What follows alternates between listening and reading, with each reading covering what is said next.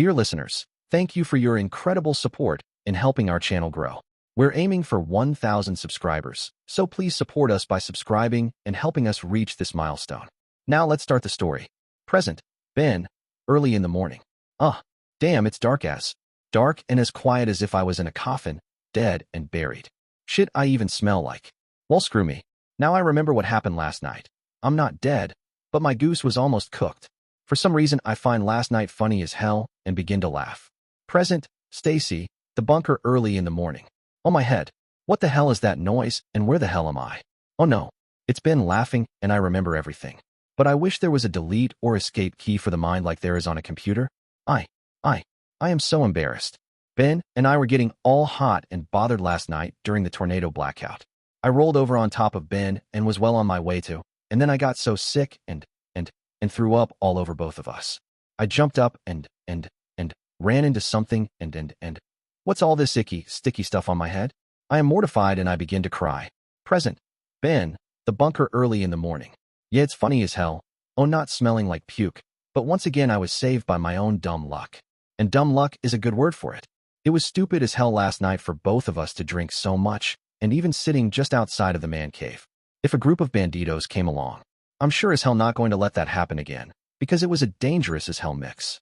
No, not alcohol and banditos, alcohol and women, especially Stacy. She just about. I can't even think about it.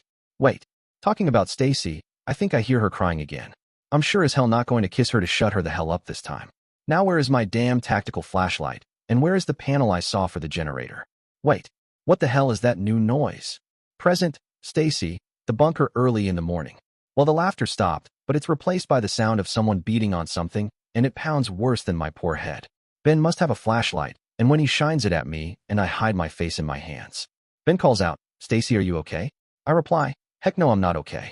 Then I continue to cry. Perhaps Ben will kiss me like he did yesterday. He answers, don't move. I think you're hurt and bleeding. I remember seeing a generator panel somewhere. So stay put while I go turn it on. I just wish I could crawl into a coffin and die. The last thing I want is light, so I can see how truly bad things are. I touch my head and, ouch. I think Ben's right as it feels like I have a cut on my head.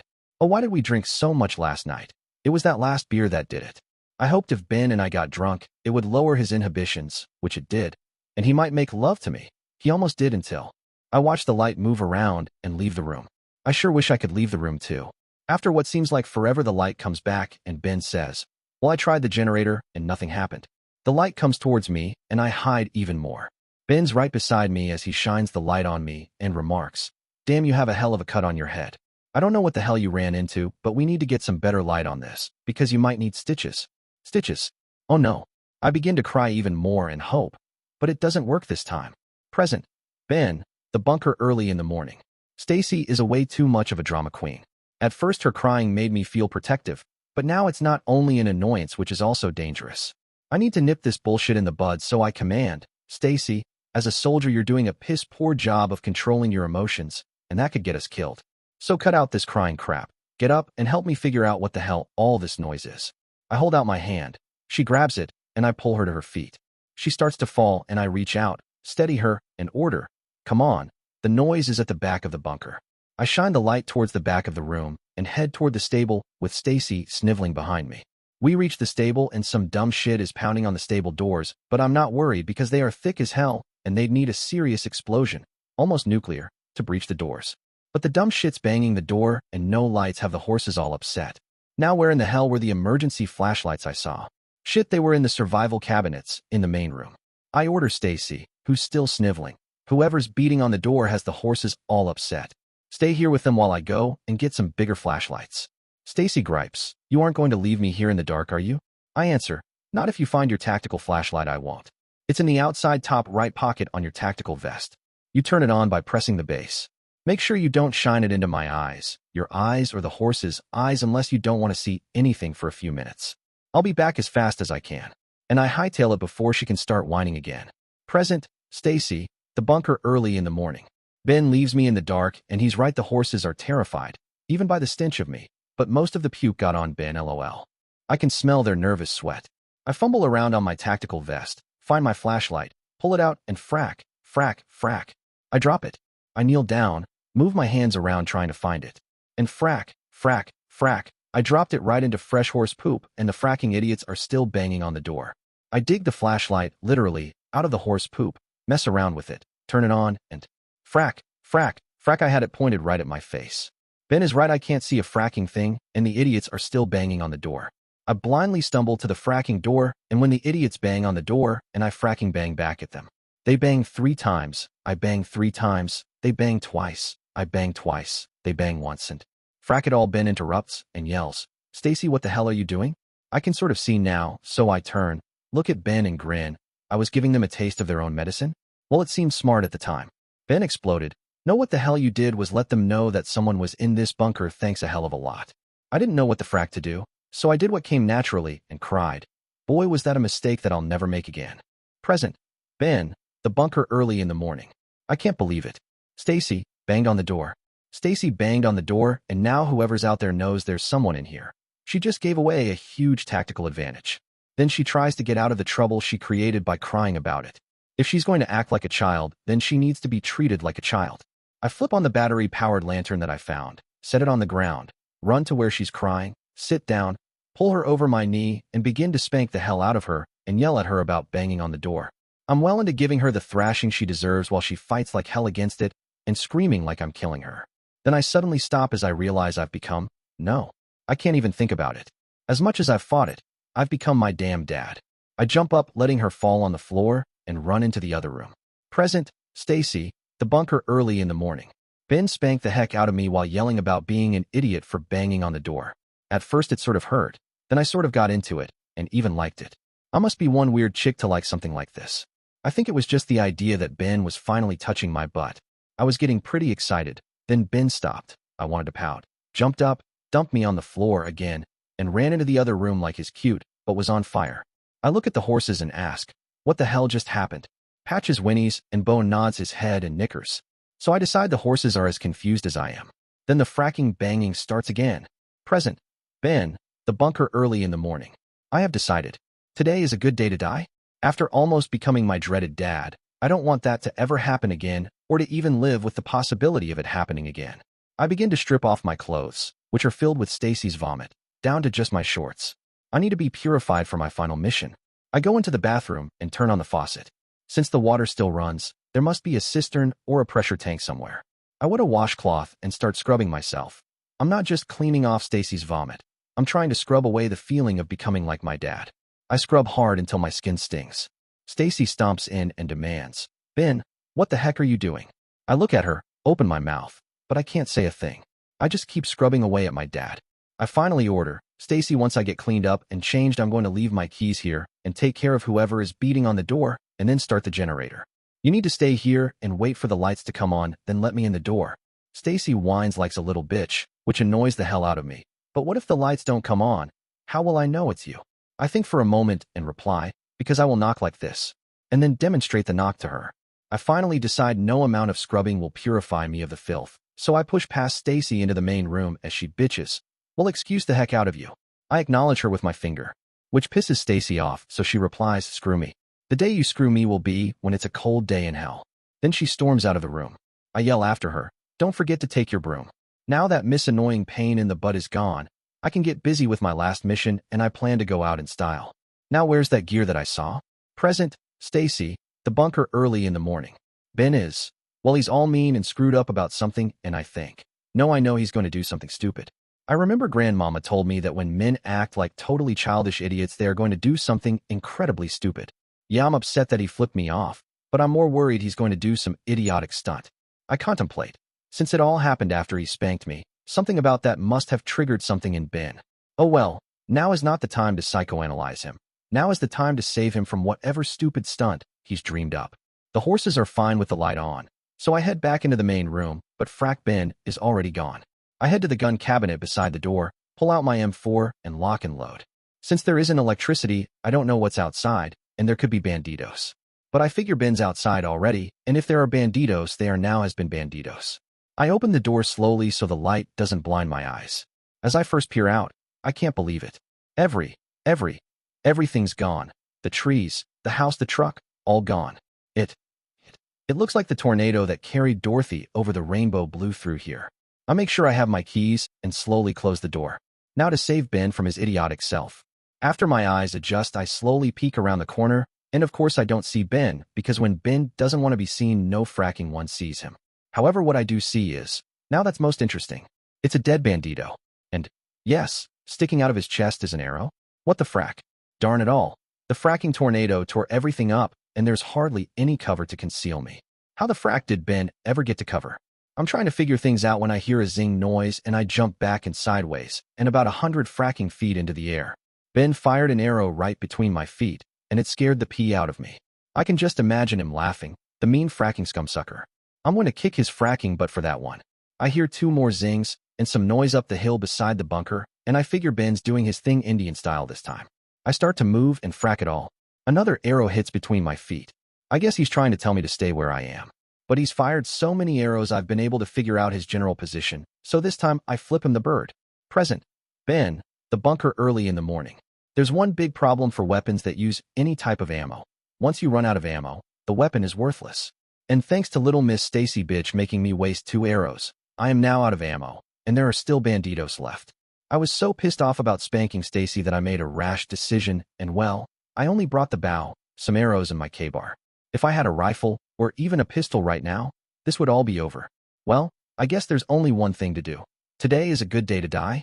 Present, Stacy, the bunker early in the morning. What the frack is he doing? I finally see Ben, and he's crawling down the hill towards. I move to where I can see around the corner, and frack. He's crawling towards the banditos who are still alive. Has he gone totally insane? They have rifles, and he has. Well, I sure the frack don't know what the frack he has, but I sure the frack know what I have, and what I have to do. I raise my rifle, and take aim.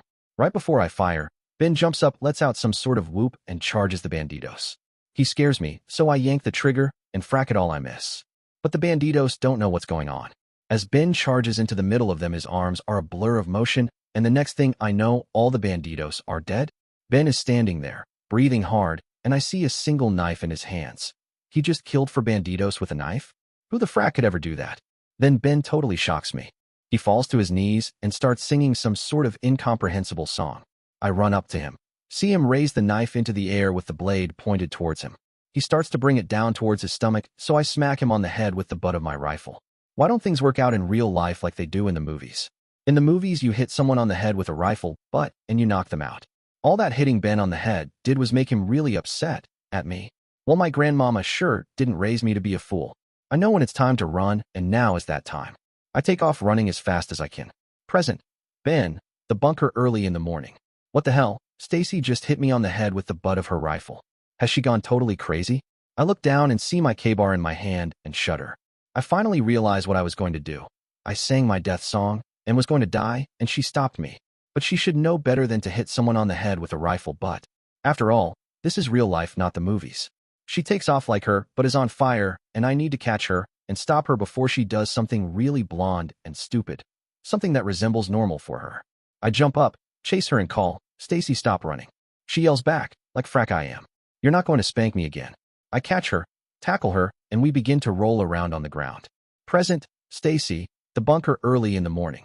Ben catches me, tackles me.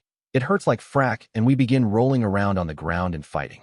He finally gets on top of me, pins my arms to the ground, so I yell, "Get off me, you fracking jerk." But I'm really liking where Ben is right now. If only my hands were free. Ben laughs and says, "Just what the hell were you doing hitting me on the head with your rifle? You could have damaged your rifle." I sass back, "Well, that's only because you've got a head like a billy goat. And by the way, you still smell like one too." Ben teases me, "Well, that's your fault for throwing up all over me last night. Now, Stacy, seeing as you've lost most of your clothes, please tell me you have your keys for the bunker." I blush because I'm only in my jog bra, and it was almost off when I woke up this morning and respond, "Yes, they are in my pants." But I don't add, "Almost like you were last night." Ben jumps off me, stands up, and gets bossy. "Okay, first I need to look at your head. Then I need a rifle, and we need to do a bounding Overwatch perimeter sweep and try to find the generator." He helps me up and I question, "But what about the IEDs?" Ben replies, "Well, seeing as the power lines and even the power poles are gone, and we've been running all over hell this morning, we don't have to worry about the shotgun shell IEDs. That doesn't mean there aren't more IEDs which don't require power. Now come over here and kneel in front of me so I can continue to cover our sixes and look at your head." I walk over, kneel in front of him, and my face is so close to his. I'm snapped out of my daydream when Ben yells at me, "Stacy," not facing me, You can't cover our 6. Spin around. I sniffle because Ben is being so mean to me, but I spin around and begin to SLLS. When Ben touches my head, I jump and gripe. Ouch, that hurts like a son of a gun. Ben laughs. Yeah, I bet it does. You have a hell of a cut on the top of your head, but it's too late for stitches. I cry a little and ask, is it going to leave a scar? Ben laughs again. Oh yeah, it's going to be a hell of a scar, but don't worry, your hair should cover it when it grows back. I cry a little. What do you mean, when it grows back? Ben replies. He wisely doesn't laugh this time. Well, whatever you ran into ripped out a chunk of your hair too. This is too much, so I slump to the ground and begin to cry. Then Ben is really mean to me. Present. Ben, the bunker early in the morning.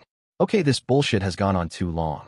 Stacy needs. Yes, she needs her butt kicked, so I firmly kick her rear and command, Stacy, cut out the drama queen crying bullshit, or it might get us killed. In hindsight, perhaps it wasn't the wisest thing to do. She jumps up, slaps the hell out of me, and says, if you ever kick my butt again, I will kick you in the nads so hard you'll talk like a girl for a week. Now you owe me an apology. I see someone, grab her, and dive to the ground. Present, Stacy, the bunker early in the morning. What the frack? Ben jumps on top of me. Now last night, I wouldn't have minded, but after he kicked me in the butt, he's going to have to kiss my butt before he gets any of this butt. I start to fight and complain when Ben says, Stacy, put a sock in it. Someone's coming. Ben's right. Now is not the time to be playing my drama queen card. Not if there are banditos around. I say, Ben, get off me so I can help cover your butt. As he rolls off me, I pull up my rifle and ask, where the hell are the banditos? Ben whispers, Stacy, keep your voice down, and while it is someone, they might not be a bandito, so don't go off half-cocked. I want to tell Ben he can fully cock me anytime, well after he kisses my butt, but I'm still looking for whoever it is. Finally, I see some movement on the trail across the road and say, he's on the trail, isn't he? Ben says, affirmative. Now you cover my 6 while I go and recon this guy. Give me your pistol, but don't fire unless I fire, and make sure you don't blue on blue me. He starts to leave and I ask, what's the challenge response? Ben chuckles and replies, mine is pain. Yours is butt. Then leaves before I can tell him how much a pain in my, but he's been all morning. I watch him as he crawls up the hill like a lizard on caffeine, but not towards the opfer. He gets into a little depression, jumps up, and I think I should really shoot him in the butt. Nah, it's too cute, and that would ruin it. But I could kiss it and make it better. Shoot. I realize Ben's still limping, and I've been a bad girlfriend since I haven't checked his leg. Besides, if I could get him to drop his pants, I just might. The guy moved again, and I force myself to cover the heck out of Ben's butt. Present. Ben, recon opfer. I don't know who the hell this guy is, because he's not moving like the banditos I've run into. He's trained too well to be an amateur, but he's not perfect and has made a couple of mistakes. But then I made a few mistakes this morning too. Damn, Stacy's been distracting as hell. The tornado destroyed whatever cover there was, so I have to flank this guy and try not to expose myself doing it. All this before I've even had a cup of coffee. I crawl up the hill towards a little depression, reach it, jump up, and take off up the hill. At least the tornadoes didn't take all the bushes, and they will give me some cover. I reach the bushes, and it's thicker than hell, so I pull my shamrock tight around my neck to keep the branches from going down my shirt. Nothing is worse than a bunch of itchy shit in your shirt when you're trying to be sneaky. I sure the hell hope Stacy is doing her job. If this opfer saw us and decides to flank us, then it could get dicey, and I'm not sure she can handle dicey yet. Shit, I know she can't. Present, Stacy, recon opfer. I SLLS like crazy for what seems like forever because I've lost sight of the bandito. I am worried because I haven't seen the bandito in what seems like forever, and I haven't seen Ben for even longer, not since he went into the bushes. That makes me giggle. Ben's in the bushes. I wish it was my bush. Shoot, I've got to pay attention and stop my daydreaming about Ben. What the frack is that noise coming from my right? I turn quickly, see a movement, raise my rifle, then I finally hear, pain. I respond, yes, you are a pain in the butt. Again I hear, pain. I figure I'd better respond correctly and say, but think a-hole. Ben walks out of the bushes towards me by himself. I ask, where's the opfer? Ben gives me a disgusted look and answers, he saw you moving around and took off before I could get to him. The only thing I know is he wasn't a bandito. I complain, hey, don't go trying to blame your incompetence on me. Ben shakes his head and says, let's go find that generator because I need a cup of coffee. I wanted to add, and another cup of shut the frack up. But this time I decide to keep my mouth shut. But I sure wonder who the mystery guy was. Whoever he was, he had to be pretty good to get away from Ben. Flashback, Ben, late night day 9, hospital. Oh damn, I feel like shit. Where the hell am I? Shit, I'm hot as hell. Am I still in the hot box? No, I'm lying in some sort of bed with something hot and heavy as hell lying on top of me. I heard a voice in the hallway, paging Dr. Douglas Pepper. Dr. Pepper, please come to the third floor nurse station. I somehow found that funny as hell. I began to laugh, and then I realized the nature of the heavy thing on top of me. I heard a little sigh and knew the heavy thing was Mira. But when the hell did she get so damn heavy? I know I must be weak from the torture. That reminded me there are some scumsuckers that I needed to find who have an appointment with the Grim Reaper. But first I have to get out from under Mira. I decided to have a little fun. I struggled, pulled my hands free, reached around, and pinched the hell out of her butt. Then all hell broke loose. Flashback, Major M, hospital hallway outside of Ben's room. I considered and analyzed what I saw earlier tonight, and wished like hell I could have seen the whole thing. It all started the minute the L.CPLS, two friends, told us where he was. Damn it all to hell. The spooks had taken the Lance Corporal to their facility located furthest from us. It was going to take hours to get to him. Ms. Sedankina made a phone call and spoke in a language I sure as hell couldn't understand, to someone I didn't the hell know. Then she became a whirlwind of activity, and the next thing I knew we were headed to the building where the Lance Corporal was being tortured. Sergeant Reynolds was driving my car. The Lance Corporal's two friends were behind us in their car, while Ms. Sedankina berated the hell out of Sergeant Reynolds. Sergeant Reynolds, if you do not apply maximum force to the acceleration pedal, I will remove your corporeal self from the driver's location, and I will apply greater locomotion to it myself. For some reason, that did motivate the sergeant, and he floored the car. But that didn't last long, because we ran into one of the ever-present DC traffic jams. If I thought Ms. Sedankina was agitated before, now she was like a pressure cooker with a broken relief valve. I could sense the impending explosion, and it wasn't going to be pretty. She almost jumped out of her seat when her phone rang. She answered again in the unknown language, and then it was like a switch was flipped. All her anxiety disappeared, and she calmly ordered, Sergeant Reynolds, please redirect this vehicle to the George Washington Hospital post-haste. I queried, Ms. Sedankina, what about Lance Corporal Blaine? She calmly replied, Major M, that is the current location of my Lance Corporal, and I must attend to his injuries. I asked, someone rescued the Lance Corporal from that building and took him to the hospital? How in the hell did they do that, and who the hell did it? Ms. Sedankina giggled, malodorous Major M. How it transpired is not my tactical concern, so it is certainly not on an enumeration of your concerns. Making sure my boyfriend receives the proper medical care is now my utmost priority. Now, Sergeant Reynolds, redirect the course of this vehicle to the George Washington Hospital immediately. Sergeant Reynolds asked for confirmation. Sir, what should I do? Well, if the Lance Corporal was in a hospital, he would probably be okay. But finding out how the Lance Corporal was freed was a major concern of mine, because shit like that just doesn't happen. At least not for that building, and not very easily. We were moving again, so I ordered, Sergeant Reynolds, pull over to the side of the road. The car stopped. I looked at Sergeant Reynolds and Ms. Sedankina and suggested, I'm taking my car to the spook building. You two get in the car with the L.CPLS, friends, head to the hospital, and make sure he's safe. Sergeant, have those two stand guard over him until I get there. Sergeant Reynolds said, yes, sir. Ms. Sedankina added, do not worry, Major M. I will not let anyone hurt my boyfriend again. I waited as they headed back to the other car, entered the vehicle, watched as it turned off onto a side street, and headed to the hospital. Once they were gone, I continued toward the building and made a call. Yes, the L. Corporal was in the hospital. Some young woman and man carried him in. The woman wouldn't leave his side and was giving them all hell about taking care of him. He was unconscious and extremely hypothermic to the possible point of brain damage. They were warming him slowly, but thought he would be fine. The traffic cleared, and I made it to the spook building in record time. As I drove up, I immediately saw that all hell had broken loose. The parking lot was awash with emergency vehicles, police patrol cars, and the ever-present black FBI vehicles. This place looked like a war zone. What the hell had happened? I parked as close as I could, exited my car, and headed toward the center of activity. I was stopped by a patrolman who challenged me. Sir, only authorized personnel are permitted. I flashed him my ID, watched as he turned a little pale, and proceeded into the confusion. They were still hauling agents, in various states of injury, out on gurneys into waiting ambulances, and taking them to the hospital. I walked up to a junior FBI officer and asked, where's the agent in charge? He also challenged, you shouldn't be here. I flashed him my badge and stated, answer me now. He pointed towards the doorway, gulped, and replied, he's by what used to be the main doorway. Ask for SSA Hochner. I almost laughed as he took off like his, but was on fire. I understood what the junior agent meant when I approached the front of the building. I had been here before, but the place where the front door used to be was now a big gaping hole. Someone had expertly destroyed the entry into this building. I overheard. I want whoever the hell did this terror act caught. I will personally see that they are executed for this. That had to be SSA Hochner. As I walked up, he gave me a dirty look until I flashed him my badge and asked, "Are you SSA Hotchner?" He glared at me and said, "Yes, sir. But as you can see, we're sort of busy. If you don't mind me asking, what is your concern in this matter?" I smiled like a mongoose getting ready to kill a cobra and explained, "SSA Hotchner, this is my concern because I have decided to make it my concern.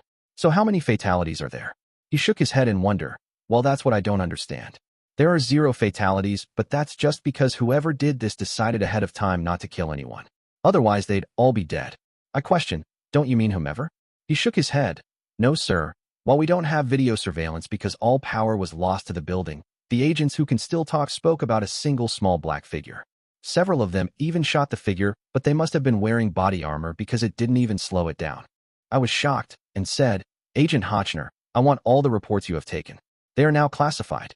He started to complain when, "What the hell?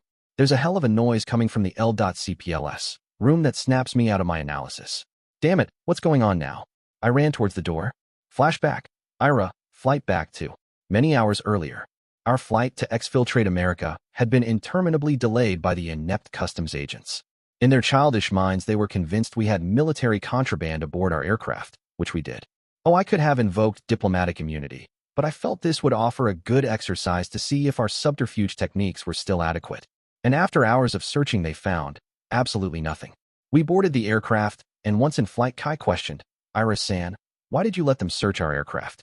I smiled and replied as a mentor to a student, "Kai-san, I needed to ascertain if our concealment techniques had been compromised. In addition, I perceived in a flash of intuition that we needed to delay our departure. However, it seems that feeling might be proved errant." I then cogitated on the mistakes I mentioned earlier which concerned Mira and the Lance Corporal.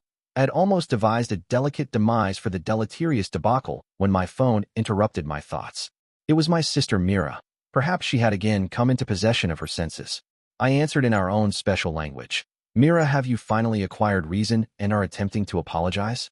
Mira frantically replied, and I immediately surmised something was terribly wrong. Irinka. She only used that name when the very worst had happened.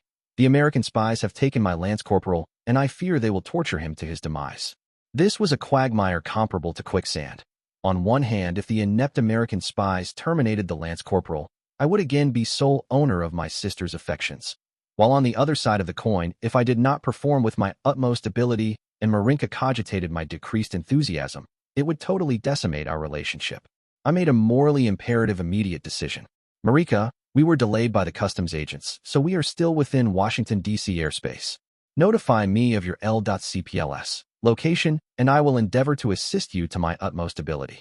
She informed me of the specific location. I observed the beaten and bruised Kai-san and knew he would be of no use on this mission. I transversed to the flight deck and informed the pilot of our change in plans. He complained in a cowardly manner, "Ms. Sedankina, that is restricted airspace. We could be shot down for even entering it." I demanded, "I need 15 minutes to prepare myself. Then you will fabricate an emergency.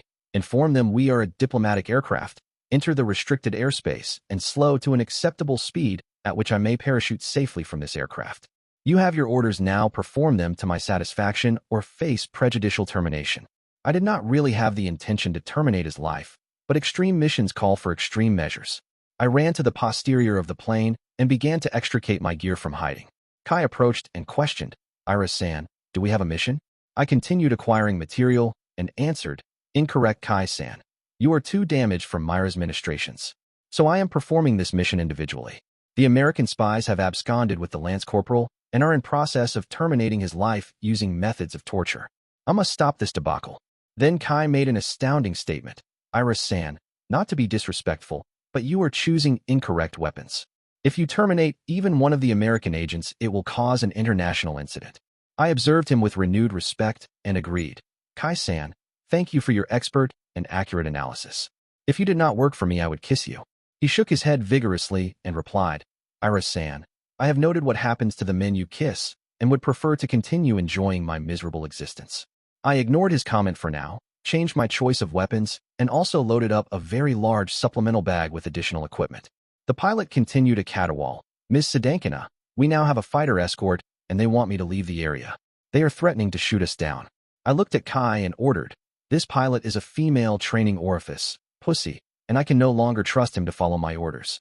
Co-locate your corporeal self on the flight deck and apply whatever force you deem necessary to aid in this mission. Kai nodded his head and clarified, Iris-san, you will use the same technique as we used in Mozambique? I replied, yes, Kai-san, you have deduced correctly. As he turned and left, I descended, gear-laden, into the bowels of the aircraft and awaited the signal. The green indicator flashed, and I steeled myself. The landing gear door opened in front of me. The red indicator flashed. I dove into the night sky and was temporarily blinded by countermeasure flares Kai had released. There was a flash directly in front of me.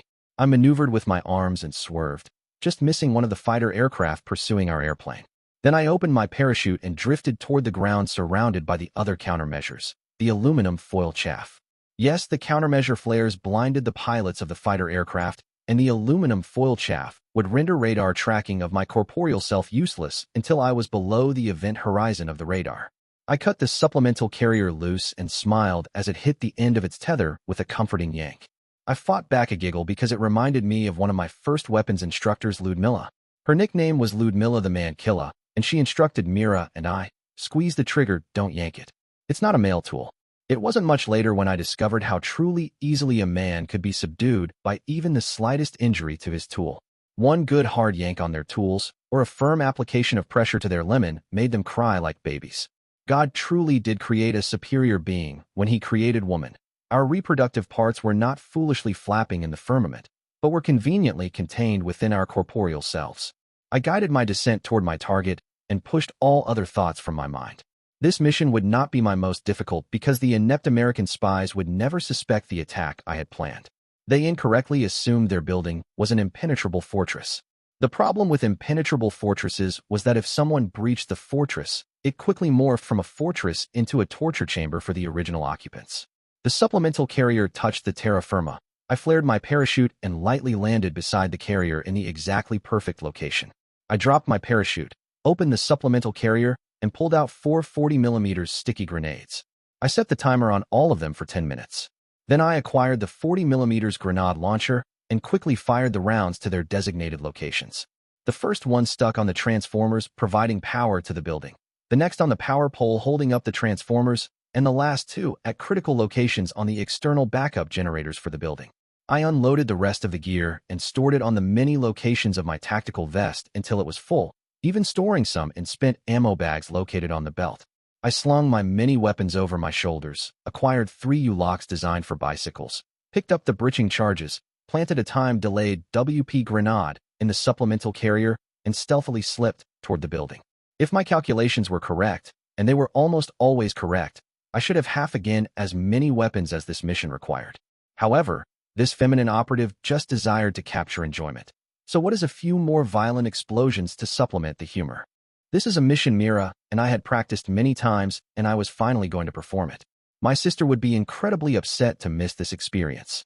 I observed the surveillance camera, and when it was facing away, I scurried to the building's perimeter and slipped along the wall to the first side door. I reached the door, took one of the U-locks, placed it through the external handles, and locked it tight. One door down, 2 more to go. The other exits were disabled with equal ease. Now I needed to place the breaching charges on the front door. This was where the whole plan could be unhappily terminated if I was discovered while I placed the charges. My heart raced as I manipulated the charges, but the American spies were unforgivingly inept, and not one of them discovered my presence. I adjusted my helmet with its face mask and waited.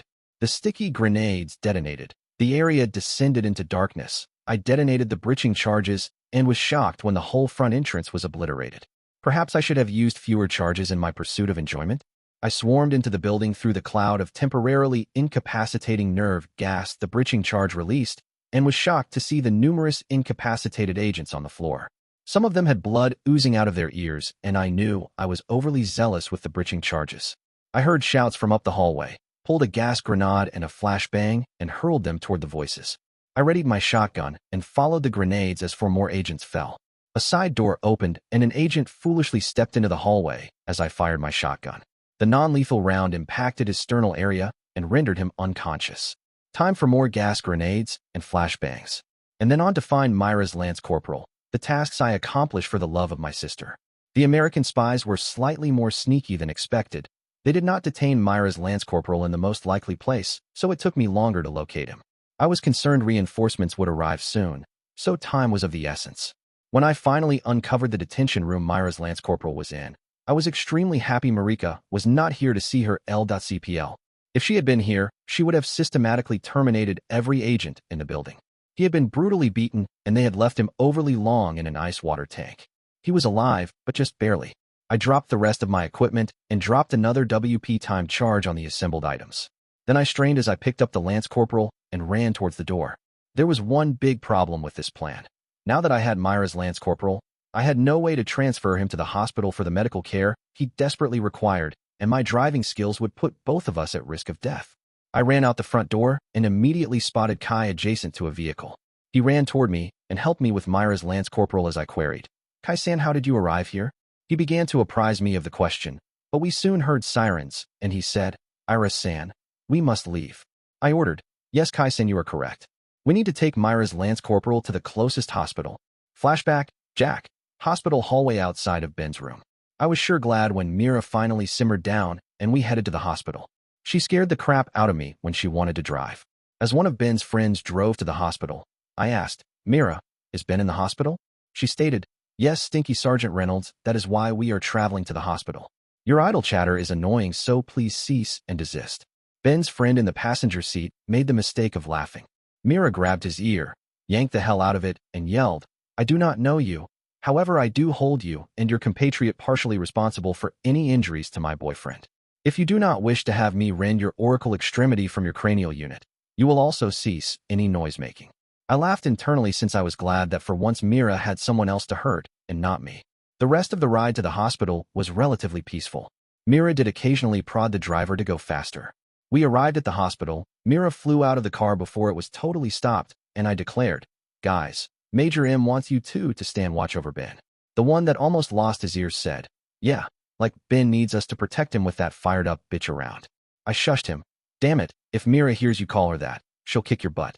A fool must be born every minute because he answered, "Yeah, like that little girl could do that." I smiled and thought, "Yes, keep talking like that, you'll find out." When we got into the hospital, the security guards stopped Frick and Frack, the name I gave Ben's new friends, because of the weapons they were carrying. I walked into the ER room and I had to think about the grossest thing I could think of, sex with Rosanna Barr, just to keep myself under control. Mira and her equally hot sister Ira were giving the nurses hell about Ben. I'd always dreamed of twins, and since I'd already nailed Mira, my thoughts were interrupted when Mira requested, "Sergeant Reynolds, please come here and inform these nurses that if they do not immediately acquire a doctor for my boyfriend, I will forcibly place my pedal extremity up their posterior orifice." I walk over and in a friendly gesture put my hand on Ira's shoulder.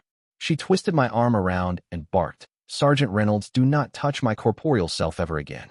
The nurse's eyes grew large. I gritted my teeth and asked, "Listen, ladies, it might be a really good idea to get a doctor in here before someone gets hurt."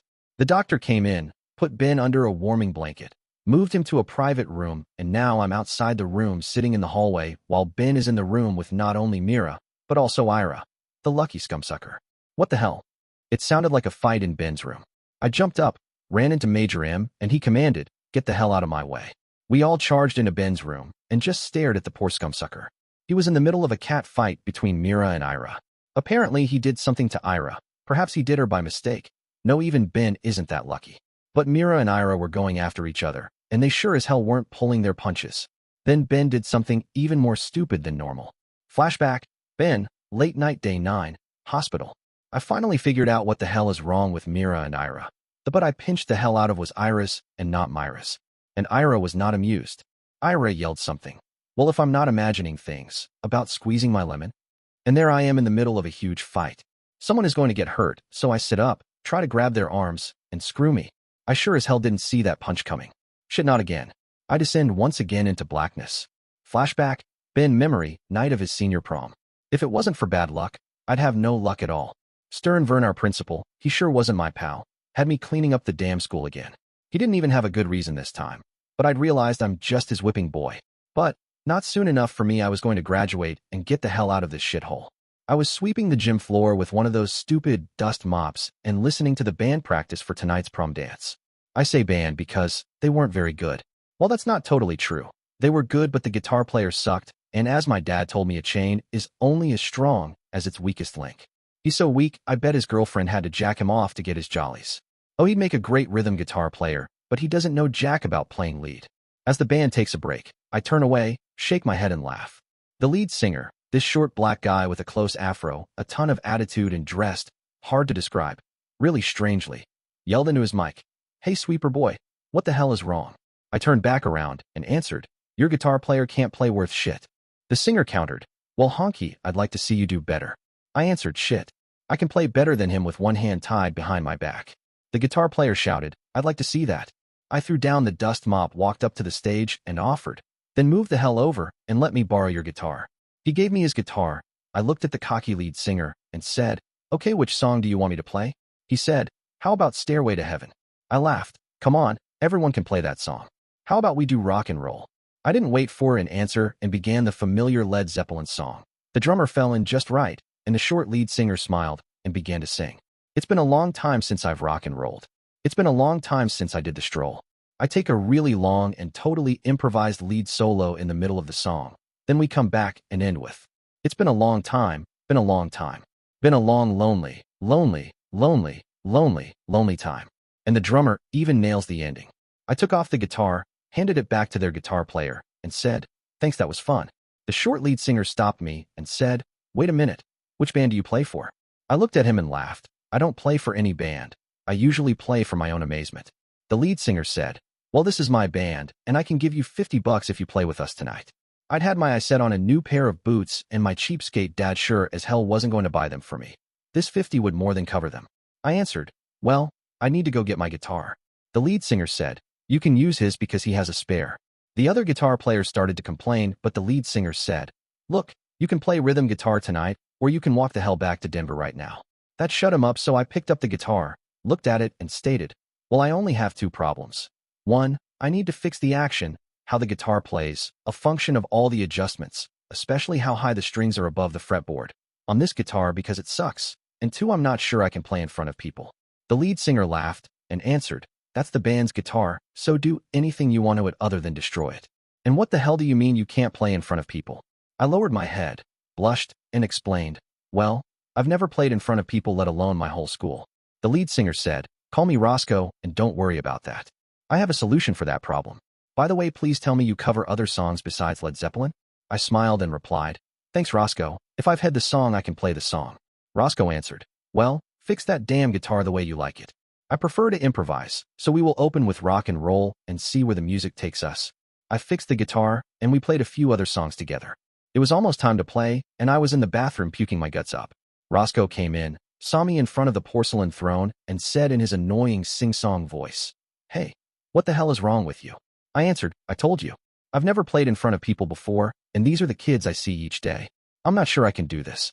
He rubbed his chin in this peculiar way and answered, "Okay, here's what we will do. For a few songs you will stay off stage until you feel comfortable. And here, take a slug of this, it will help." He held out a bottle. I took it, had a 2 big swigs, and he said, "Hey, slow down, I don't want you so drunk you can't play." Whatever the booze was, it lit a fire in my stomach, and I boldly said, "Let's rock this joint." We were on fire as we did the first song, Rock and Roll. I was on the side of the stage behind the curtain, and no one could see me. I didn't even wait for Roscoe to figure out the next song, as I went right into A Whole Lot of Love. The school was almost in a frenzy when we finished the second song, clapping, whistling, and shouting. Roscoe waved his arms like he was having a seizure. I figured he wanted me to stop, then he announced, "Thank you all for the warm welcome tonight in Leadville. I'd like to introduce to you our mystery guitar player tonight. He's someone you might even know. Get your butt out here, Benjamin Blaine." I was nervous as hell when I walked out on the stage, until everyone, even my nemesis Beverly, cheered for me. Roscoe winked at me and said, "We're slowing things down some so you all can dance." He looked at me, I grinned and started to play. The band fell right in and Roscoe began to sing. Then Roscoe did something else. It was as close as I had ever seen to having sex with yourself right on the stage. He writhed around and kept singing.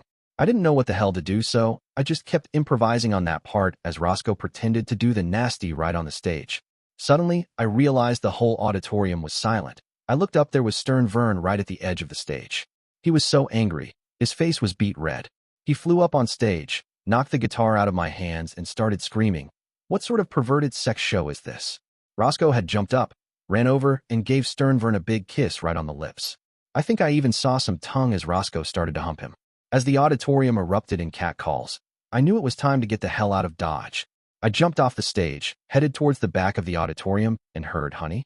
Present, Linus, C-130 headed to Denver International Airport, DIA. I find Maria to give her Jen's order and hope. I see her talking to Tom and Byron. They are laughing and having a good time, possibly too good a time. I walk up, but Maria doesn't even acknowledge me, so I clear my throat and say, "Maria, Jens asked if you would order her a new mobile phone."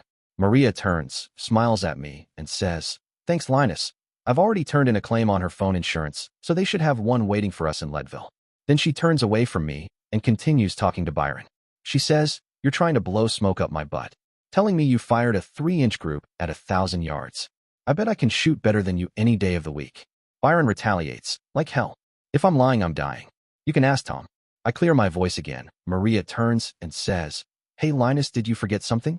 I reply, "Jens said we should catch some rack time." She smiles and states, "Okay Linus, you go hit the sack. I'm not tired right now." She turns and continues her animated conversation with Tom and Byron. I wander off dazed and confused. I thought Maria and I were. Damn it all anyway. Women. Present, Maria, C-130 headed to DI. My princess boss is a genius. I'd kiss her if I was into that sort of stuff. It was hard as hell not to follow Linus to share the sack since I could tell he really wanted to. It was worse when he left because he looked like a lost puppy dog. I continued to sling the BS with Byron and Tom. Byron was relatively believable. But Tom, this old fart was trying to impress the pants right off me, and there's no way in hell that is going to happen. I may be giving Linus the cold shoulder, but that sure as hell doesn't mean I am available. I wonder, if my princess boss is such a genius about men, how did she screw up so much with Ben? Then I remember the conversation we had with Mike in the helicopter before the attack. Yeah, with what happened to Ben, my princess boss didn't have a chance because everything she did would have normally worked, but with Ben, it was all backwards. Jens has helped me so much with, well, everything. But she was especially helpful with Linus, so I have to find some way to help her. Present, Jens, C-130 headed to DI. Masha drifts off to a troubled sleep. After everything that's happened recently, I've decided she was at one time some sort of agent. But I don't think she is still active. The problem is that if I've figured it out, in my distracted state, I'm sure Jack has at least a heck of a lot of questions. And sometimes that CUF acts before he thinks. I need to have a big frickin' talk with him because it's evident to me that she married him because she is madly in love with him. Just as I am with Ben. Yeah, that reminds me Ben is running amok somewhere in Texas. I wonder if Maria has started the hunt for him, and I really need to contact that frickin' Stacy bitch's parents. Let's get them after her skanky bony butt. Then with what Mike told me, I need to come up with some sort of way to fix my Ben and undo the damage I've already done. This is not going to be easy. As I slip away from Masha, her breathing changes, and she complains with a sigh. I hear Maria towards the front of the plane, and I head up front. I see Linus sacked out by himself, and smile. My girl Friday learns very fast. Maria is talking to Tom and Byron. I walk up and apologize. Sorry to break up this hen party, but I need Maria. Byron laughs, and Tom complains, "Hen party? Watch your mouth, little girl." So I stick my tongue out at him and taunt. Unless I'm in front of a mirror, there's no way I can do that. Byron and Maria laugh as I move away with her. I comment, "Girl, you're giving Linus the cold shoulder." She looks around, then softly laughs. "Yeah, and it's working great. He is so confused. I might just keep it up until he puts a ring on this finger." She wiggles her left hand. I caution her, "Maria, don't push him too hard. Give him a taste, and then pull back, but don't cut him off completely." She grins and responds, "Thanks, Jens. Because I'm not sure I could hold out that long myself. So what did you need?" I giggle because young love is grand. I remember. "Oh well, let's forget that derailed train for a while." I explain, "Maria, Ben and Stacy are probably in a fallout shelter in Texas or Arizona. We need to get someone to do a record search for Texas to see if any building permits were pulled for the construction." She replies, "I'll make some calls right away." I continue, "Do you have your laptop?" Maria responds, "Yes, Jens, you told me to never go anywhere without it, so it's in my TAC backpack." I smile. "Good, because I don't have mine, and I'm going to commandeer yours. Please go get it for me." I look at Linus and smile. She just might catch him yet.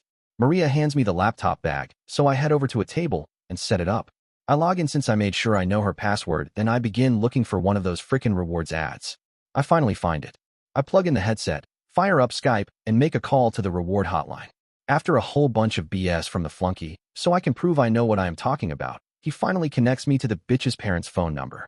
Little did he know I tracked the number, so I quickly make a note of the skanky 304's parents' phone number for future reference.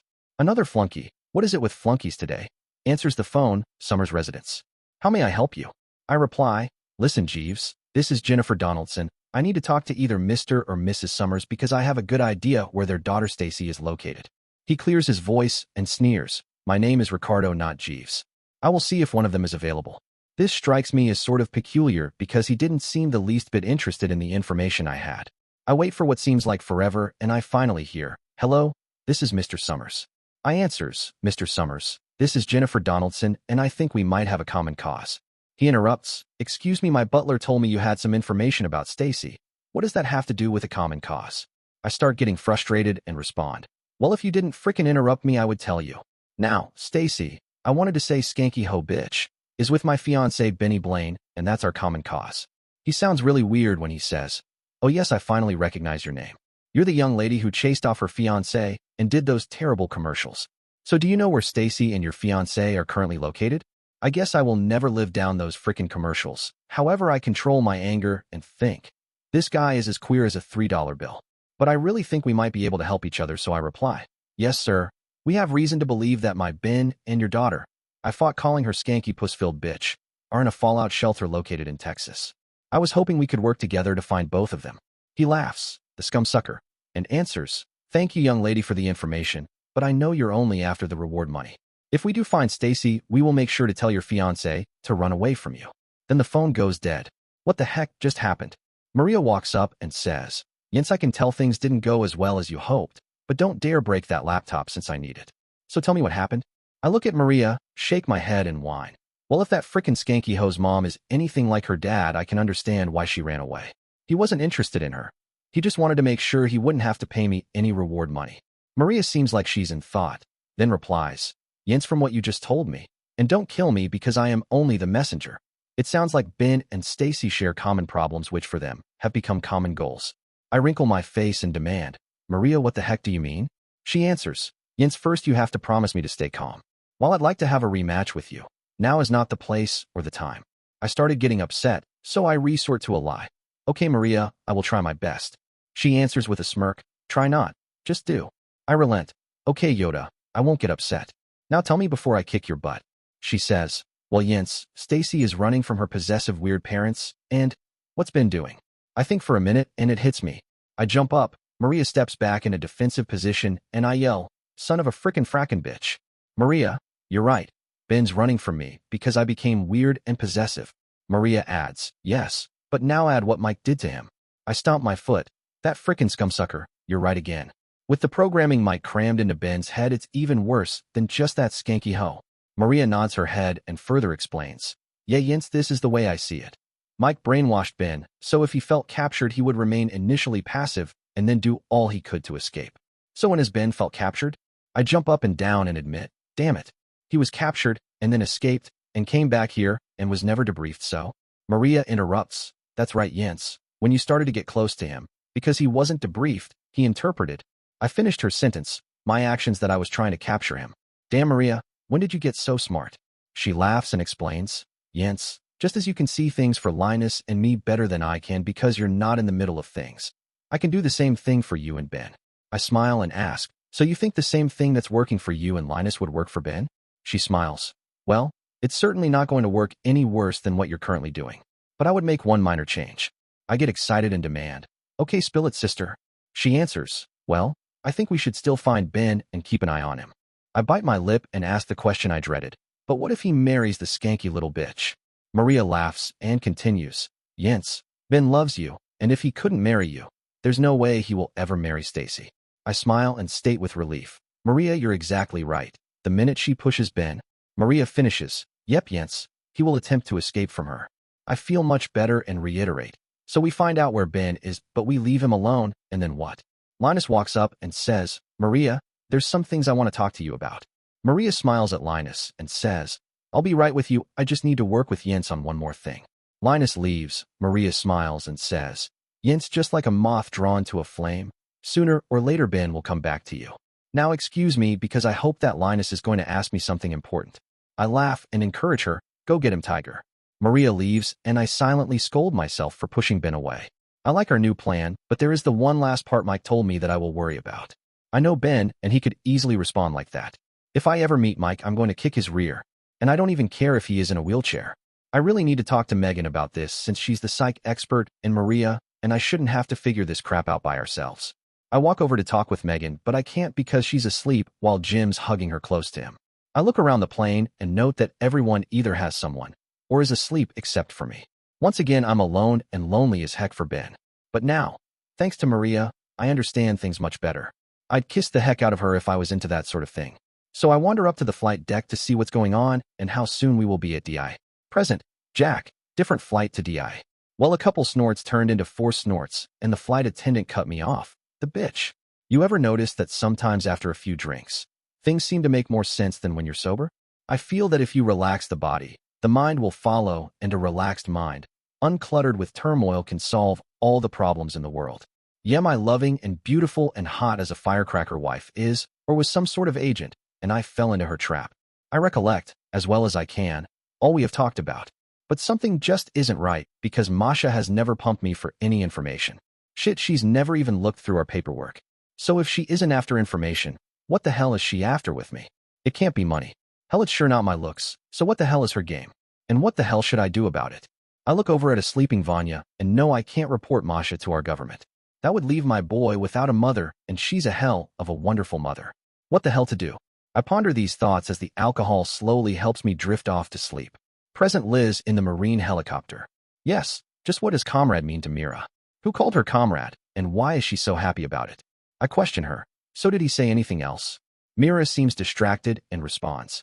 Oh yes, he did additionally mention there is an aircraft awaiting our arrival to convey us to Denver International Airport. Upon our arrival, we will unite with Ms. Donaldson and her party. Now if you would please excuse me, for I must formulate further actions with my brother Alexei. She goes back to the corner by Alexei, and they have an animated conversation. I see Zarika and Yasmin holding each other. They look like scared, drowned rats. I look toward Bernie. He looks up at me, and I question, is everyone acting a bit strange ever since the plane was ditched? He laughs and says, well, we all just look death in the face, so I suppose we are behaving a bit abnormally. Shit, even Bernie's acting strange. Perhaps we are all sedated? I'm stirred from my thoughts when the chopper descends. I look out the window and see a C-130 surrounded by troops. We settle down, the doors fly open, and we are hustled from the chopper into the waiting C-130. I am shocked that Mira seems complacent at this treatment, but if she's not worried, then I guess I don't need to be concerned. The C-130 takes off immediately, and as I look out the window, I see a jet fighter escort.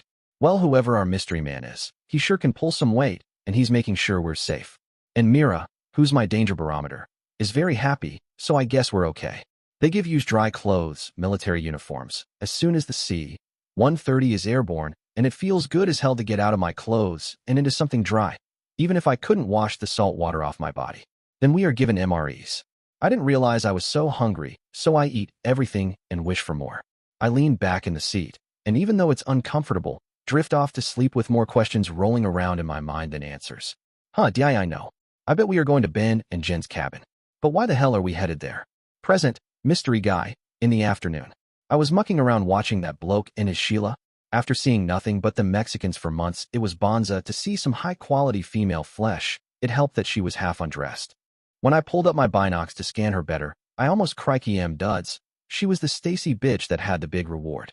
Unfortunately, the bloke she is with is much better than the Mexicans. Somehow he saw him movements, and when I saw him take off, I made himself real scarce. Now I have to find a way to get that Stacy bitch away from him, since that reward would have me sitting pretty for the rest of life. So I did what I always do when I needed to think or was lonely. I pulled out didgeridoo and began to play. Present, Stacy, in the afternoon. Ben yells, those scumsuckers.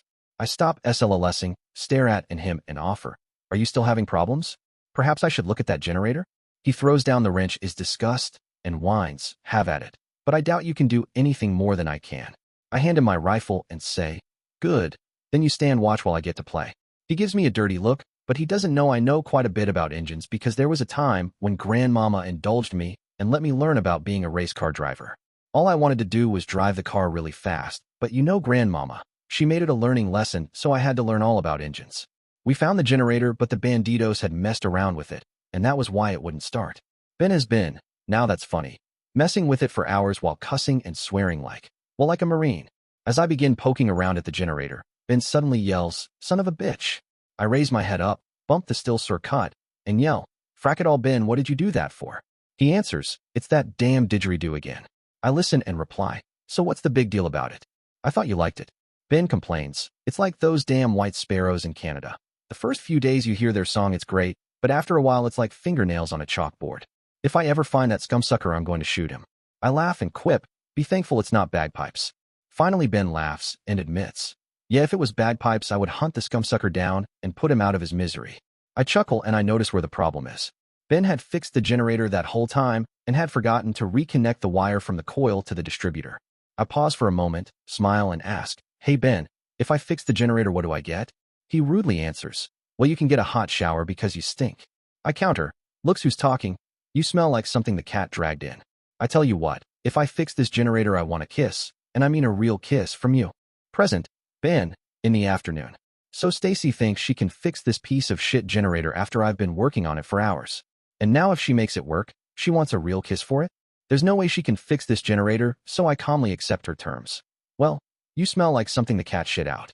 But you're on about the kiss. She grins at me. Suddenly, I'm not so calm as she questions, Marine's honor. If I fix this generator I get a real kiss from you until I pull away? I squint at her and ask, what's this Marine's honor stuff? She smiles again and answers, it's something new I came up with. I figure you would never dishonor the Marines by not keeping your promise. Now stop avoiding my question. Marine's honor. If I fix this generator I get a real kiss from you until I pull away? I try to read her, but I can't. However, I'm sure as hell between a rock and Stacy, so I figure what the hell, one little kiss won't hurt. So I promise. Yes, if you fix the generator you can have a real kiss. She keeps pushing me and repeats, don't forget, Marine's honor, and it's until I pull away. I'm tired of this, so I wave my hand and accept. Yeah, Marine's honor, and it will be until you pull away. She grins, pushes the starter button, the same one I've pushed about 100 times. The generator coughs a couple times and starts right up. I look at her and say, I'll be a son of a bitch. She starts her victory dance and gloats. Well, you're sure going to be one thoroughly kissed son of a bitch when I get through with you. Then she moves toward me. I postpone the punishment. Stacy, we can't do this out in the open because it's too dangerous. Now let's head inside before this piece of shit generator runs out of fuel. She pouts, then gets an evil smile and says, I know. How about I collect my kiss in the shower? I quickly backpedal. There's no way in hell we're taking a shower together. We begin to head towards the door, and I notice she's automatically SLLSing, and she adds, yeah, you're right. The bed would be much better for the kiss I have in mind. I ponder on what the hell I've gotten myself into. There has to be some way to distract her, because I'm sure as hell not going to kiss her in bed. Not unless I'm a hell of a lot more drunk than last night, and that sure as hell isn't going to happen. Present, mystery guy, in the afternoon. I came to America from home down under to help. These blokes were having a bit of strife with the Mexicans. It was boring as hell in homeland hunting roosts and crocs, and this was certainly going to be more exciting. The thing about this place is sounds travels down these valleys for miles, echoes around, and it's hard as hell to tell where the sound is coming from. I've used this to advantage with me didgeridoo because I would scout a bunch of the Mexicans and then play my didgeridoo every night until they were a bit crazy. Only then would I attack them. I barely got away from the bloke and his Stacy Sheila, but I did set myself up in such a way I could keep an eye on them. I stop playing my didgeridoo because I hear a new noise. I pull up me binocs and see the Sheila dancing around it. I give her a long hard look. You know, I'd like to have a go or two at that before I give her to her parents, and if the Sheila's bonds are enough, I might even keep her for a month or so. I watch as they head to what looks to be a bunker. The Sheila pulls some keys out of her duds, and they both head inside. Now, how to separate that Stacy Sheila from her bloke? I go back to playing didgeridoo and think. Present, Stacy, in the bunker. We enter the bunker, the lights are on and I shout, first dibs on the shower. For some reason Ben doesn't even fight me and says, go for it, because I have a few things to do before I take a shower. I offer, if you help me with my shower, then I could help you do your things, sort of like killing two birds with one stone. Ben doesn't even smile at me as he answers, no thanks. I'd rather do it as I've planned. I dump all my gear in the corner and start to take off my dirty clothes. Ben sees me and complains, Stacy, you need to do that in the bathroom. I pout, but he threatens, either you do that in the bathroom or I'm going outside until you are finished. I grab some clean clothes and mentally confirm that Grandmama was right about men being difficult. I complain, we'll just be that way. You certainly aren't much fun anymore. I head into the bathroom, strip off my clothes, jump into the shower, turn it on, and frack. The shower is ice cold. I play around with the knobs, but there's no hot water. Now I understand why Ben didn't want to shower first. I turn off the water, lather up really good, begin to think about Ben, and sort of let my hand travel down, and I begin. There's a loud knock on the door which scares the hell out of me, and Ben yells, "Stacy, what the hell is taking so long? I need to shower too." Frack. Ben ruined a perfectly good dream about Ben. That's okay because there's still my kiss. And suddenly I come up with a devious surprise for him, which I know no man that's alive and breathing can resist. I slip into just my panties, put on just a bit of makeup, and check myself in the mirror. I look awesome as I walk over, open the door, get ready to say, "Hey Ben, I want my kiss," when I hear a thunk. Frack, frack, frack. That hurts like hell. I begin jumping around, and Ben starts to laugh. Present, Ben, in the bunker. I'm going to teach Stacy a hard lesson about leaving herself unprotected since she left all her gear, including her rifle and pistol, in the corner when she went into the shower. So I wait patiently. Okay, I actually smacked on the door to hurry her up. I calmly sit in a chair and wait for her to open the door. This is going to work even better than I hoped for since she's only wearing her panties. I pull up the paintball gun, fire, and it hits her right on the leg. I know from being shot with these that it hurts like hell and is going to leave a bruise. She begins hopping around, and I begin to laugh. She yells, "What the frack did you do that for?" I respond in my best trainer manner, "Stacy, this is part of your training. You left all your gear, including your weapons, out here and went into the shower unprotected. Mistakes like that can cost you your life. Now get your butt back into the bathroom and get dressed." She stands there defiantly and says, "Like hell I am. I wasn't born yesterday, and I know if I go back in there without a paintball gun, you will just shoot me again when I come back out. Now you bring me that extra paintball gun and gear I see on the bench." I comply and bring her the gear. She turns and slams the door behind her as I take a deep breath and readjust myself. Damn, she is hot as hell, but I can't let her looks influence me. I wait until I hear the shower again, slip a note under the door, and prepare. Present, Stacy, in the bunker. Damn Ben anyway. Not only is he right, it hurts like hell where he shot me with his paintball gun. I'm sure it's going to leave a bruise. That's okay because after I get my kiss from him, he's going to kiss this bruise and then kiss my butt. I hop back into the shower, wash off the paint, and let the cold water run on my poor bruised leg. Yeah, he's going to pay for this. Just wait because I'm going to shoot his butt off with my paintball gun. I jump out of the shower, put on all my clothes, and then I see a note under the door. I pick up the note and read, "Stacy, today's training is going to be how to clear rooms. You've watched me do it, now it's your turn to practice. I will be waiting somewhere in the bunker with my paintball gun, and if I see you, I will shoot you. Here are the rules of engagement. One hit anywhere is considered a kill. The dead person will have to come back to the bathroom, count to 100, and come out again. Also, no physical contact is allowed during this game. To make the game more interesting for you, if you kill me even once, you can immediately give me that kiss in bed. In addition, I will cooperate completely. However, if you break these rules of engagement, then you forfeit the kiss you won earlier. Yippee skippy, just one hit on Ben, and I win the bet. This should be easy." I ignore the rest of the gear, grab my paintball gun, open the door, and hear thunk, thunk, thunk, followed by frack, frack, frack. Ben was waiting for me and shot me 3 times. It stings like hell. I jump up and down, yelling, "Frack you. That wasn't fair. Oh, he's really going to pay when I get my revenge." Ben laughs, "Stacy, everything is fair in war. You've been killed, so get your butt back into the bathroom and count by ones to 100. You might also want to put on the rest of your paintball gear." I flip him off and say, "You just wait. I'm going to make you pay for this." I slam the door, start to count, and put on the rest of the paintball gear. I'm going to teach his butt. I reach 100, open the door carefully, and at least this time I don't get shot. I move carefully into the room, trying to remember everything Ben taught me about clearing rooms. Present, Ben, in the bunker. Yeah, this has Stacy distracted from that damn kiss she won. I'm still not sure how the hell she started that generator, but it had to be some sort of trick. She's pissed as hell, and I know sooner or later today she's going to break the rules of engagement, and that kiss that she tricked me into will be gone. I knew the first time she would open the door, and I could shoot her. But the second time, I needed to get her out of the bathroom so I could shower because she is right about me being pretty ripe. So I listen carefully this time and wait.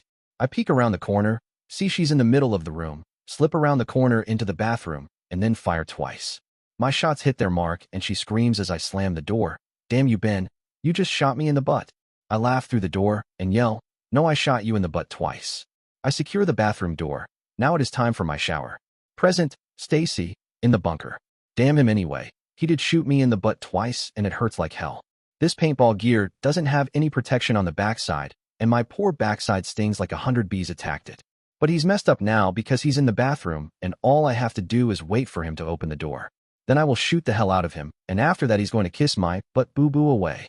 It seems as if it's taking Ben forever to shower, and I'm getting impatient. I get a better idea. I will unlock the bathroom door, sneak in while he's showering, shoot the hell out of him, and then jump him. I walk over to the bathroom door, take the key off the wall, reach down, and put the key in the lock. The bathroom door swings open and frack, frack, frack. Ben just shot me at point-blank range. He laughs and taunts. Now that's one way to get out of a single exit room. I point my gun at him, and he reminds me, if you shoot me now, you forfeit your kiss. I flip him off and yell, you scumsucker. I'm going to make you pay for that. Then I storm into the bathroom to count again. I decide two can play this game, so I wait for what seems like forever for Ben to open the door, but the scumsucker never comes. I nervously slip the door open, peek outside, but Ben's not around. This time I keep my back to the corner where Ben slipped in behind me and slowly enter the room. Present, Ben, in the bunker. I could keep Stacy in the bathroom all day long if I wanted. If she hadn't made the mistake of trying to sneak into the bathroom, it would have been hard as hell for me to get out. Then I would have to use my secret weapon. But I blocked the door when I showered and knew that sooner or later she would try the door, and I was waiting for her. But this wasn't only a distraction from the kiss. This was also training, so I needed to let her out of the bathroom. It was time to see how much she remembers, and also how well she can control her anger. I hear the bathroom door squeak, so I know she's out into the main room. I watch and wait from inside one of the big cabinets I cleared out. She does a really good job moving into the room, using the bathroom door to hide her when she first opened it. I need to have a talk with her and let her know that wood doors and most wood walls stop paintballs, but do not stop bullets. Then she screws up by not staying close to the wall and moves into the middle of the room, and then she heads towards the corner. I wait until her back is to me, slip the barrel of the paintball gun through the crack in the door. Present, Stacy, in the bunker. Well, I made it out of the bathroom this time, and I have a score to settle with Ben. My butt is still sore from times he shot it. I can't wait to catch him and shoot him in the crotch. I move out into the middle of the room and thunk, thunk, frack it all. Ben shot me in the butt again. At least this time he was further away and it didn't hurt as much. I spin around and look for Ben. I see a bunch of gear on the counter. Then Ben opens the cabinet and instructs, you messed up when you moved into the middle of the room. But the gear on the counter should have told you where I was. Remember your essay, situational awareness. And if anything has changed since last time, it's probably significant. I point my paintball gun at him and say, my butt is sore as hell from you shooting it. I should shoot you in the crotch to see how you like it. The smug scumsucker smiles at me and says, go for it. Just remember, that's a violation of the rules of engagement, and you will forfeit your kiss. I stomp my foot and yell, you scumsucker. I'm going to make you pay for this. I head back to the bathroom to count, but most of all to figure out a way to make him pay. Present, Ben, in the bunker. This is working great. Stacy is mad as hell at me and is making mistakes all over the place. There's only one problem. How am I going to end this in a positive way because she sure as hell is not getting a kiss from me? I hump all the gear into the cabinet, unload all the gear from the adjacent cabinet on the counter, slip around the corner, and wait to see if she takes the bait. The door squeaks again. She still hasn't learned to fix that. I wait a few seconds, slip my head around the corner, and present, Stacy, in the bunker.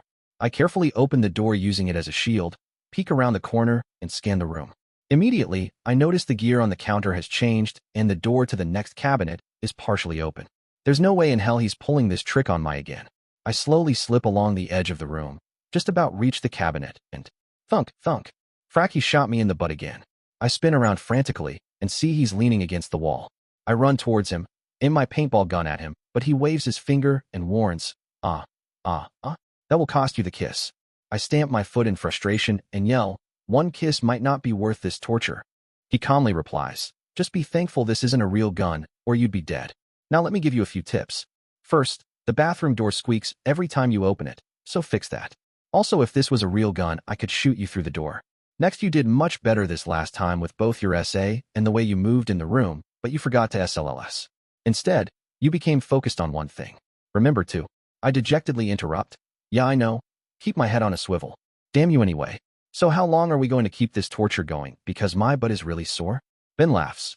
Oh, another 3 or 4 hours. But I need the can right now. I complain. Oh great. I bet you're going to stink it up and then force me to stay in there when I count to 100. He laughs and says, hey, you're catching on really fast. Then he heads into the bathroom. Damn him anyway. Hey, wait. He didn't call a truce or say we are taking a break. Finally, he made a mistake, and I am going to shoot the hell out of him and then kiss the hell out of him. In the bed. I pull a chair over right in front of the door and wait. Finally, the door squeaks. I take aim. The door opens a little, and what the frack? This little can rolls towards me. Then frack, frack, frack. Present, Ben, in the bunker. I really did need the can, but but I also wanted to teach Stacy a new lesson. I was sure she would again take the bait and be waiting to shoot me when I opened the door. So I opened the door and chucked the homemade mini flashbang I made into the room. I goes off with a big bang and I hear, frack it all. I open the door to find Stacy is still sitting in the chair. I stifle a laugh, pull up my paintball gun and fire twice. She jumps up out the chair, stumbles around, and I offer, the bathroom's this way. She yells, if I could see you, I would kill you. I know that discretion is the better part of valor, so I take off running and yell, don't forget to count to 100. Where the hell did she learn how to swear like that? Present, Stacy, in the bunker. Son of a bitch. I am not only tired of this game, I'm pissed as hell at Ben. Forget the damn kiss, all I want now is revenge. My eyes finally clear enough to see the bathroom, but screw that.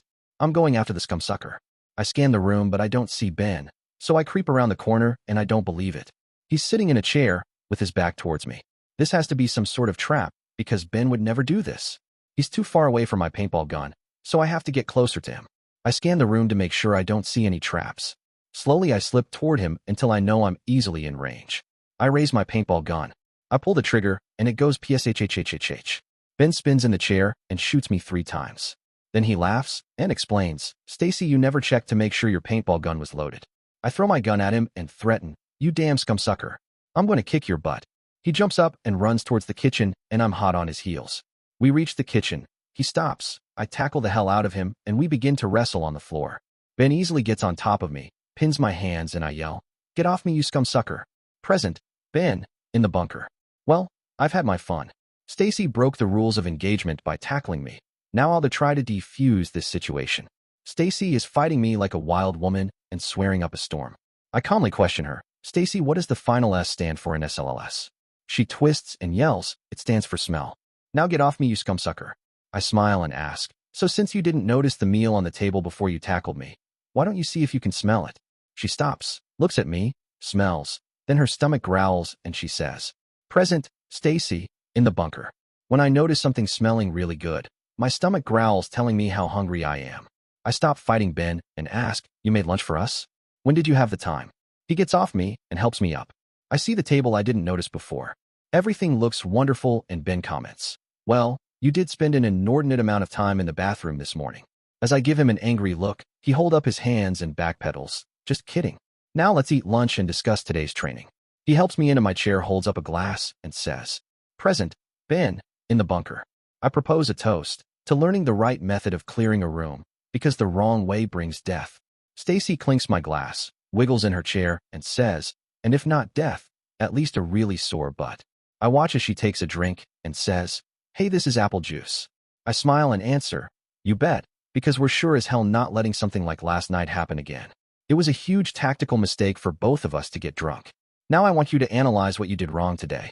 She eats some food, and I watch her think. Present, Stacy, in the bunker. The food is really good, and my anger for Ben melts as fast as my horniness grows. But damn it all, I lost that kiss, and I don't think I can trick Ben again. Perhaps, if I really impress him. I answer, Ben, I think my biggest mistake was not controlling my anger because that clouded my judgment and caused me to make more mistakes. Ben nods his head and says, yes, you are correct. Remember, in a combat situation, you have to control all your emotions, especially fear and anger. Once you let either of them take over, you lose all objectivity. Now continue. I wave my hand and dejectedly say, Ben, all I did after I got angry at you was make mistakes. Do I have to relive my humiliation? Ben smiles and comforts me. Stacy, you're wrong, as you did some very good things, and even when angry you adapted to the situations at hand. For now we don't have to go over this, because I have a few weapons I saw that I want to look at, and the horses need exercise, and their stalls need to be cleaned. I give him a dirty look and start, you expect me to? Ben interrupts, hell yes, I expect you to clean their stalls. You're the one that insisted we keep them. I swear, damn it. Why is it that you're always right? Ben laughs, don't worry, I will stand watch, and I might even help you some. I get up from the table and begin to take the plates to the sink. Ben points his damn paintball gun at me and asks, Stacy, where's your weapon? I shake a fist at him and threaten, if you shoot me again with that damn paintball gun, I'm going to beat the shit out of you with these weapons. Surprisingly, he lowers the paintball gun, smiles, and says, okay, you win this time. But just remember, you always need to have a weapon with you. You clean up the dishes while I get your real weapons and meet you in the horse stable. Present, Ben, in the bunker. I know better than to push Stacy anymore today. She's had her fill of training, which is sad because she really needs more training. I remember back to the time Jack trained me. He sure as hell didn't cut me any slack, but then I'm not a woman. However, there is one woman that I know that doesn't need training. She was the perfect woman for me until I let my mind drift back to when Jens and I were together. She was an incredible woman, strong, capable, and never one to back down from a challenge. I smile, remembering her pizza. Even better, I recall the meal where I shared food with her in Hawaii. Damn it all, why did my life have to take such a wrong turn? I should be living with her in some quiet little town, raising a family. She always wanted and deserved children, but that was stolen from me when I was tortured. I still need to return to Askreddit and make things right. I realize thinking about Jens again is a huge mistake, so I snap my mind out of the daydream. Pick up Stacy's weapons, my AK, and the weapons I want to look at. I then head to the stables.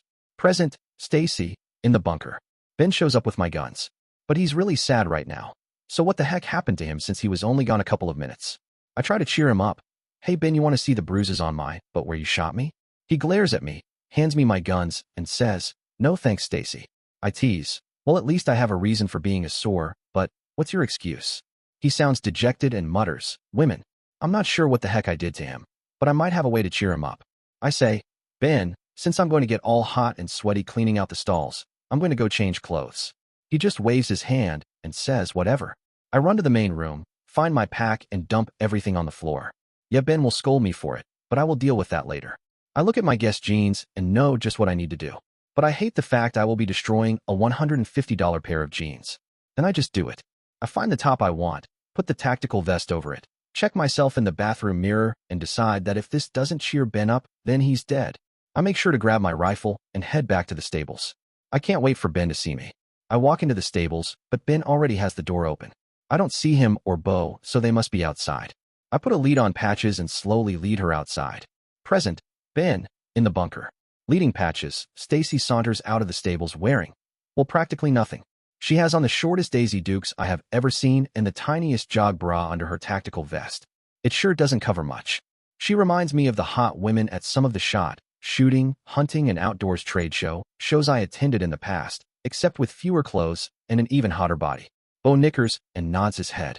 I give him a dirty look and whisper, cut it out, or I will start calling you knacker. Then the damn horse grabs my hat. As I step toward him, he moves away with it. I wave my hand and complain. Okay, you go ahead and keep the hat. I'd sure like to see you try to wear it.